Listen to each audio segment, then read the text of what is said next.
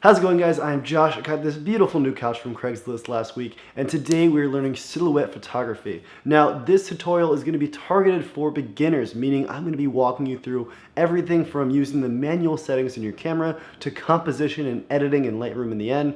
However, if you are a little bit more advanced, hopefully you will still learn some nice tips and tricks in this tutorial. What is a silhouette? Silhouettes are a style of photography in which your subject, whether it's a person or a thing, are close to or completely blacked out, whereas your background, the thing that's behind them, is properly exposed. Could be a sky, could be a cityscape, and when I say exposed, I just mean properly lit. And just to be clear, this is the elegant, beautiful type of blacking out. That was a bad joke.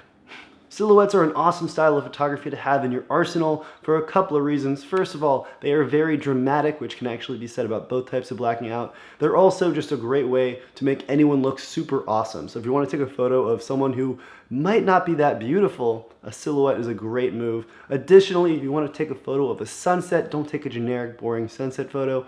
Take a silhouette shot. Have a foreground element that adds to the photo so much. And you can also shoot silhouettes on just about any camera, whether it's a DSLR, just a digital point and shoot, or even an iPhone. So today's tutorial is going to be focused primarily on DSLRs, but I'll also be giving some smartphone tips. Now, before we get into this, two quick self-promotional tidbits. Number one, all of the photos you see as examples in this video are mine, and if you dig my photos, be sure to follow me on Instagram. And two, if you found this tutorial helpful, be sure to subscribe and let me know in the comments, and check out my other photo tutorials. And on that note, let's get into learning photography. So I'm going to break this up into three sections. Section 1 is alignment and preparatory stuff. Section 2 is actually shooting, and Section 3 is editing in Lightroom. And if you want to skip around a little bit, I'll put timestamps in the description and the comments down below so you can skip to the parts you want to go to. Section 1, step number 1 is getting the gear. Now, like I said, you can do this with just about any camera, and better yet, you can do this with just about any lens. It doesn't really matter, it's all about personal preference. However, if you are looking for gear or lens recommendations, you can find a link to my website right over here where I have reviews on all of my camera gear as well as recommendations for beginner photography gear if you want your first DSLR and lenses and such. The only thing I specifically recommend you get is Lightroom. It's where I edit all of my photos and where I'll be teaching you at the end of this video. So if you want to download Lightroom, there's going to be a link down below to get a 30-day free trial. Step number 2, plan the time of day. Now, there are a bunch of different styles of silhouette photography you can do. You can do stuff in the studio, you can do stuff at night, but the most classic, beautiful silhouette style, in my opinion, and a really great place to learn how to start, is doing it during sunset or sunrise. So I highly recommend planning around that. Now, you can do silhouettes midday, however, it's going to be a little bit trickier as the sun is more overhead, so we're going to stick with sunsets and sunrises for now. And it's the most beautiful, honestly. Step number 3 is finding the proper location. Now, silhouette photos are equally about the background as much as they are the subject in the foreground. So for that, you're going to want to find a cool spot to shoot these photos. Nature is always a really good move, whether it be along an ocean, a river, or any sort of mountain cliff. Lots of cool stuff you can do. Bodies of water are always a really good move. Really, you just want to find a nice place to watch a sunrise or sunset, and that'll be a great place for a silhouette photo. The main thing here is really just isolating your subject from the rest of the background and framing them up in the sky. Now, a great trick for isolating your subject in the sky is height differentials. So I made this little diagram for you, and the way you have to think about this is if you and your model are at the same height, then your background is whatever's also at the same height. However, if you manage to get your subject on some sort of hill, a rock, or any sort of thing that they're standing on, and you get a little bit lower, suddenly that angle is way higher and they are framed up in the sky. And the other really, really important thing about positioning is you want to have your subject framed in between you and the sun. Typically in photography, you want the sun hitting your subject from the front.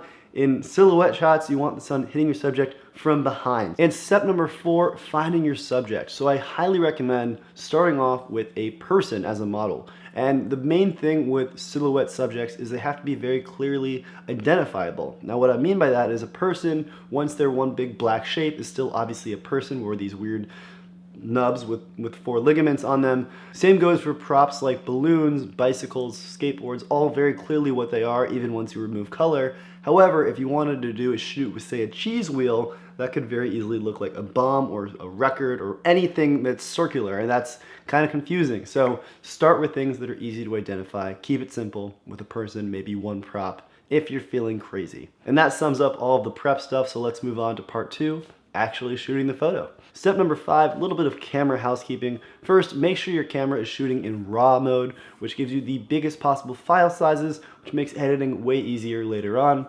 Second, go ahead and turn your white balance to auto. Again, something we can adjust once we're editing later on. And third, make sure your flash is off. We want our subject to be as dark as possible, and flash will not help with that.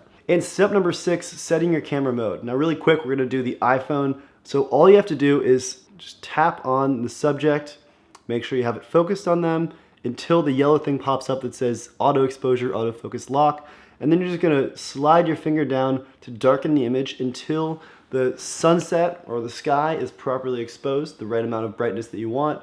And don't even worry about the subject if they're not perfectly black, we'll fix that later. So if you're shooting with an iPhone, you can go ahead and skip now to step number 10 on posing your subject. If you're using a DSLR, stick around for a second. When I shoot silhouettes with a DSLR, I always use full manual mode. And the reason is because with any sort of automatic mode, your camera automatically identifies people and then lights the photo up to make the people look best, as opposed to prioritizing the sky. Now I know shooting manual sounds daunting, but I've got a little trick to make it way easier. So first things first, set your camera to aperture priority mode. So on a Canon, that is AV. On a Nikon, that's just A. So aperture priority mode is when you set your aperture and then the camera automatically adjusts the shutter speed and the ISO to compensate for that. Now a quick reminder on what aperture is. Aperture is a little ring in your lens that lets in light. The smaller the aperture ring is, or the larger your aperture number, the less light you're letting into the camera and the deeper the depth of field you're gonna get. So if you want one of those photos with your subject properly focused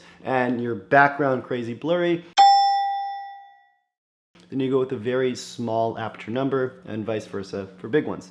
That being said, we're now gonna set our aperture to f8, which is the perfect middle ground because it lets in a pretty good amount of light, but also keeps a pretty deep depth of field, so you can have your subject as well as the sky nicely in focus. You don't want to have too shallow of the depth of field for this because the sky is also part of the photo. Now the same thing I was saying about auto modes where it tries to light the photo for people instead of the sky applies also to the priority modes in your camera. So we're going to actually trick your camera now by pointing the camera not at your subject but instead directly at the sky so that your camera will automatically adjust to make the sky the proper exposure. So now that you're doing this, I want you to take a photo or just look at the settings that your camera jumps to and remember what it sets your shutter speed and your ISO to. So step number 8, we're now going to quickly turn our camera into manual mode. So that's the M on a Canon and a Nikon, I believe.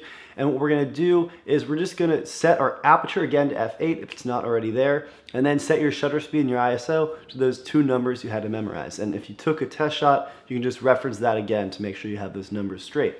So now that we have all three of our aperture, shutter speed, and ISO set up, we can take a test shot to make sure the subject and the sky are looking pretty nice. And the main thing here is that the sky is properly exposed. If the subject is a little bit too bright and you can still see some detail, don't worry about that too much. We can fix that in post-processing as we will.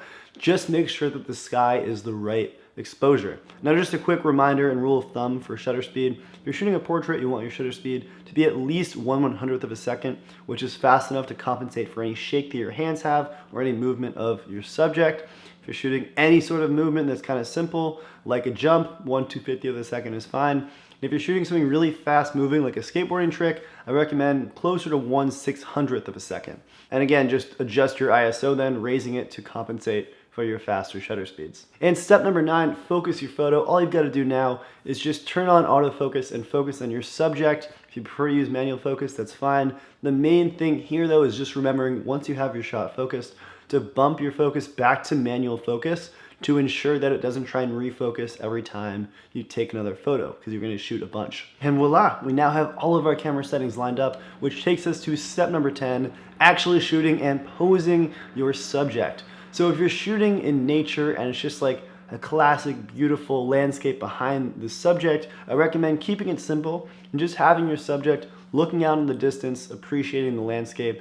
And also I highly recommend when you shoot people actually trying to use their profiles rather than them looking at you head on, because you can see all the curves of their face, which makes them a little more distinct. And if you do want to shoot a person facing away from you or toward you head on, just make sure that their arms and legs aren't totally stuck to their sides, because again, that makes them look more like a blob versus you know, a person with arms and legs. And also make sure that each subject you're shooting is properly isolated. Now what I mean by this is, say you're shooting a person and a tree. If you have them individually, it's very clear that is a person and that is a tree. If you have the person leaning up against the tree, it now becomes this weird blob with a deformed thing on the side.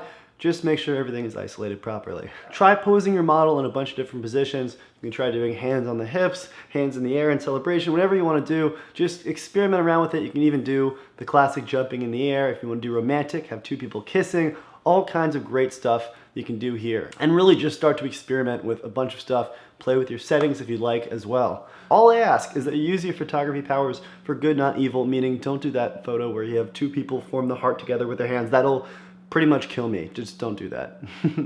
Anything else though is fine. And step number 11, just a couple of composition tips for you. So first of all, play with negative space, meaning having a lot of empty space in your photo. Because you have this big old sky, try being really zoomed out or far away from your subject and having your subject only be a small part of the photo and have an otherwise very massive sky. It's always a really cool, dramatic shot. Also, play around with your subject's relation to the sun. Try having them cover up the sun versus being to the side of the sun and seeing how the light changes, because you'll get different effects depending on how you do it. Do a super close-up of your subject, do super far away stuff. And just a quick reminder, whenever you move your subject or move yourself or even move your camera lens zooming in or out, just make sure that you refocus the photo every time. The main thing here is just continue to experiment, try some weird stuff, use some props, whatever you want to do, have a blast with it. And that takes us to part 3, editing. Open up Lightroom and dump one of your photos in. Let's get going. So for silhouettes, our 2 main editing goals are 1, making sure that the background is properly colored and bright enough, and 2, that the subject is dark enough. So right now, I already have a very, very dark subject. However, if yours, you can still see some detail to his face. What I would do is just bring down the blacks just a little bit, and that'll really help. You can also mess around with the shadows. That'll do some good work for you. Now, I'm already all set with that, so what I'm gonna do is now take on the background. So I'm gonna brighten up this bay a little bit because the shadows will add some more detail there. I'm gonna also add a little bit of contrast just to put in some pop as well as clarity, just to add some sharpness. Don't go overboard here. And just a little bit of vibrance. I try not to mess with vibrance or saturation too aggressively because it sucks when it's overdone. And let's see what the whites will do for us. It is a lot of trial and error just to see what looks nice. All right, and I always like to move on to the tone curve just to play around with that a little bit. Gonna make sure this color gradient from pre-dawn looks proper and make sure that Kyle pops properly from the background, and raising the darks a little bit helps there. And there we have it. So the last thing that's really, really helpful here is messing around with the HSL tab. So what this is you can edit individual colors. So what I'm gonna do is we have red, blue, and some yellow in this. I'm just gonna play around with the saturation there. See if I up the blue, how it's gonna look. So that's really nice and doesn't make every other part of the photo overly edited. You can also play with the luminance, the hue, all kinds of stuff you can mess around with here, but the HSL tab is a really, really powerful feature of Lightroom. And the final thing we're gonna do here is we're gonna crop it 8x10, which will look best for Instagram, and voila. And there we have it, a pretty solid looking silhouette. And step number 13 is sharing your photo on Instagram using the hashtag JoshKatzPhotos and tagging me at JoshKatz so I can see all your awesome work. If you guys are learning how to shoot silhouettes, I would love, love, love to see them. Nothing would make me happier. So definitely post them on Instagram and maybe follow me while you're at it. And that is that. But remember, this is just the start of silhouette photography. You can do all kinds of cool creative stuff like doing late night silhouettes or even studio silhouettes are a very cool thing you can do with flashes. All kinds of great stuff you can do. Hope you guys found this super helpful. Be sure to leave a comment letting me know how I can make this better. If you liked my photos, I sell prints of my best shots on my website. Link to that over here. This is an example of a shot. I'm too cocky hanging up one of my photos. I know, it's a cocky move, hanging up one of my photos. What are you gonna do? And finally, be sure to subscribe for more videos and social media links down below. And that is just about all I have to say, guys. Thank you so much for watching, and I will see you eventually. I'm gonna go work on a puzzle. Actually, that's the lamest way to end a video. Sorry, I'm gonna go lift weights and drink alcohol and do other cool things with my life that aren't puzzles. I'm the lamest.